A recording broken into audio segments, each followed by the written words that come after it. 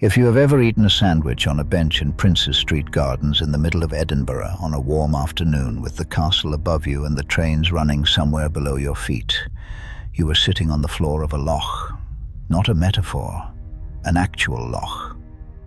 200 years ago, that whole green valley, the flower beds, the fountain, the grass where people picnic and photograph the castle, was several meters of standing water. The city didn't lose the loch. It didn't dry up by accident. Edinburgh looked at a stagnant, reeking body of water sitting under its own windows and buried it on purpose, and then planted a garden on top. And today, almost nobody who sits there knows what they're sitting on. That is the thing about Edinburgh that most visitors never clock. The old town isn't just old, it's stacked.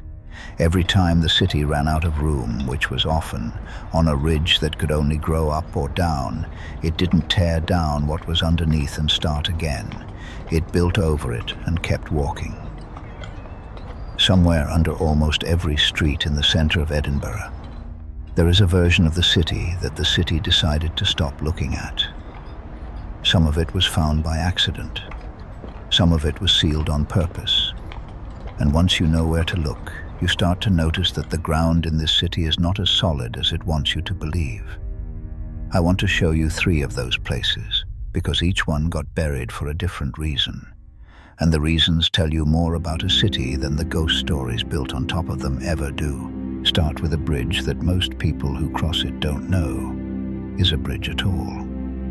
The South Bridge was finished in the last years of the 1700s, a stone road thrown across a steep valley and lined so tightly with shops on both sides that you could walk its whole length and never notice you'd left solid ground. Underneath, the bridge was carried on 19 stone arches. And because nobody in the 18th century wasted enclosed space, the builders filled the inside of those arches with rooms. Cobblers, coopers, merchants, all renting cheap dry storage close to their shops. It didn't last because the vaults were never sealed against water the way a proper cellar is. Rain worked through the roadway above, found the joints in the stone, and turned the chambers damp. Leather rotted, barrels swelled and split. Within a generation, every tradesman who had a choice had taken his goods back up into the daylight and never returned. But Edinburgh in that period was one of the most crowded cities in Europe, a narrow ridge packed with more people than it could comfortably hold. And a city that crowded is never short of people who have no choice. So the empty, damp, windowless rooms inside a bridge, out of the rain and out of the sight of anyone who'd move them along, filled up again. Not with barrels, with the poorest people in a wealthy city who kept no ledgers, wrote no letters, and left no names behind for anyone to record. In time, they left too, one way or another, and the entrances were built up and the vaults were forgotten so completely that for the better part of 150 years, Edinburgh believed the inside of the South Bridge was simply solid stone. It was only in the late 20th century, when workmen cleared the rubble to see what was there, that they found an entire small neighborhood, intact in the dark, exactly where the maps insisted there should have been nothing at all. A city had been wrong about its own bridge for a century and a half. That's the first kind of buried city, the kind that gets forgotten by accident because nobody had a reason to go back and check. The second kind is stranger because it was buried on purpose, mid-life, with the walls still standing. The old town grew the only way a narrow ridge lets a city grow, upward and downward at once, in tight lanes called closes running off the main street, each one a corridor of tenements 6 or 7 stories high.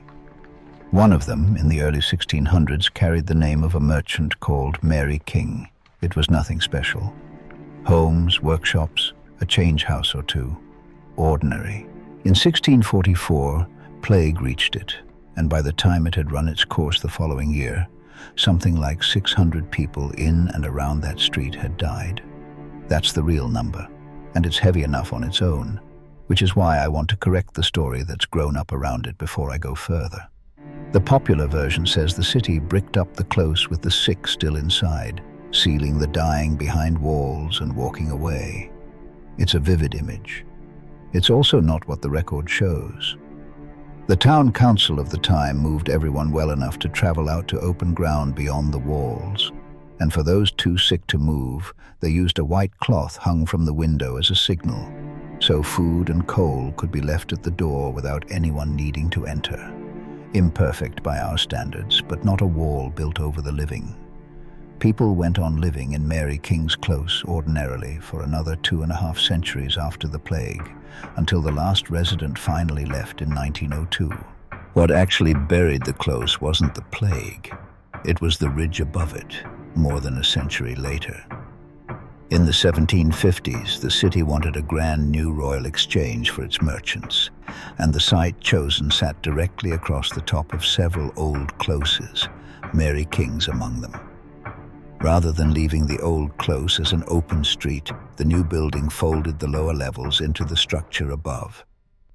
What had been ordinary rooms and passages became part of the buried underside of the civic building.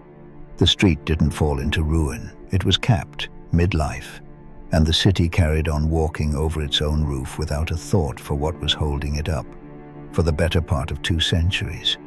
That's the second kind of buried city, the kind that gets built over deliberately, because it's cheaper to build on top of solid stone than to dig it out, and nobody upstairs ever has to think about what's underneath again. The third kind is the one that tells you the most, because this time nothing was lost by accident at all. The city knew exactly what it was doing.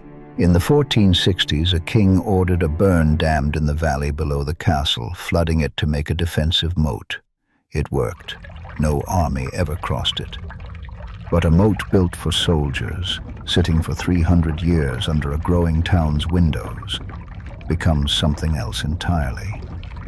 The Nor Loch had no outlet and barely any flow, so every close and lane on the ridge above it drained straight downhill into the water. It was never fit to drink, not once in its existence, and by the mid-1700s the smell of it on a warm day was a matter of formal complaint at the highest level of the city. You'll sometimes hear that this was where Edinburgh swam its witches, bound and thrown in, sink and be innocent, float and burn. It's a vivid picture, and it isn't the true one.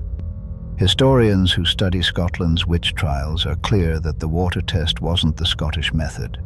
Scotland's persecution was real, and it was vast, several thousand accused, but the guilty died by rope and fire after trial, not by ordeal in a loch.